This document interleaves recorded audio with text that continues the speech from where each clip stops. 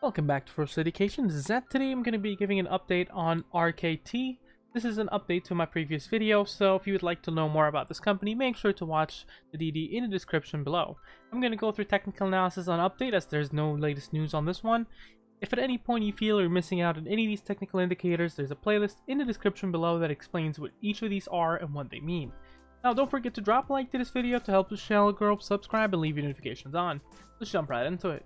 So I'm doing here something different. I'm doing the 2-hour intervals for this stock, and you get to see here on the MACD, it seems that it has seen a negative MACD recently, followed by a positive reversal where it's a little bit of a short-lived jump and a little bit of a short jump. And then we get to see that it's probably going to be testing another reversal sometime come Friday or Monday. On the ADX, it shows in more of a sideways trade here. On the William percent R, it's looking a little bit closer towards the oversold part, but sitting a little bit closer to neutral. And you get to see on the momentum, it looks like it actually recovered a lot of the momentum it lost on the 3rd of September, but it's still a little bit choppy. Volume seems to be a little bit of interest here. It seems that interest is dying down and volume is thinning. You get to see that the stock 50 SMA is above the stock price, 30 EMA is above 10 SMA, and the stock is below the VWAP. So that does look quite bearish in terms of almost all around, except perhaps the William percent R and maybe the momentum, although the momentum seems to be dipping a little bit down.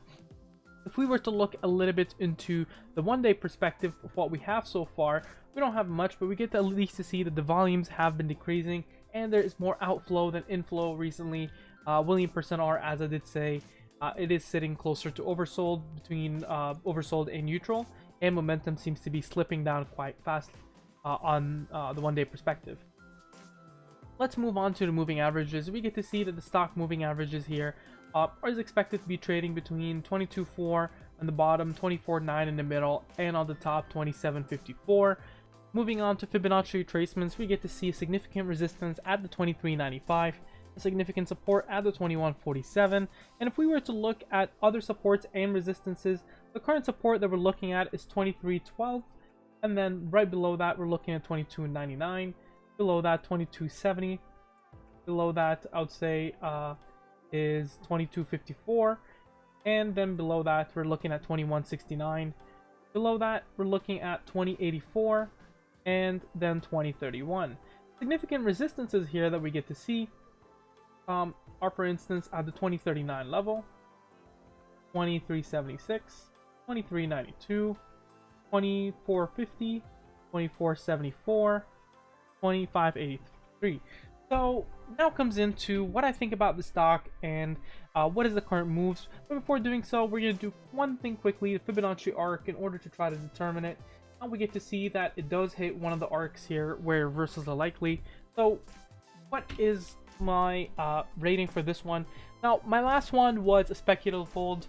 I would have to say with this kind of move, especially with this being a green day, it looks like it's struggling to kind of sell. It's struggling to move up higher. Volumes are a little bit dying down.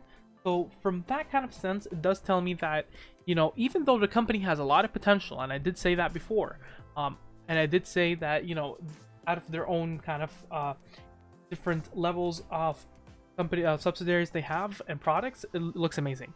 But two things to consider. One, what is the mortgage state coming in with an economy that is hurt, especially with stimulus being pushed on and on and on and on from the government? Second thing as well is this one has operations in Canada.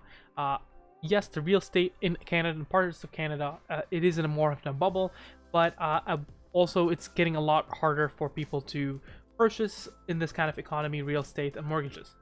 Three, so that mortgage industry is a little bit hurt. And we get to see a little bit in terms of movements here that it looks like it's getting that much of resistance and losing a lot of momentum. So unfortunately, I would give it a consider sell for the short term. Now, what do you think about the sticker? Make sure you mention down in the comments. Subscribe and like, and you have a wonderful day.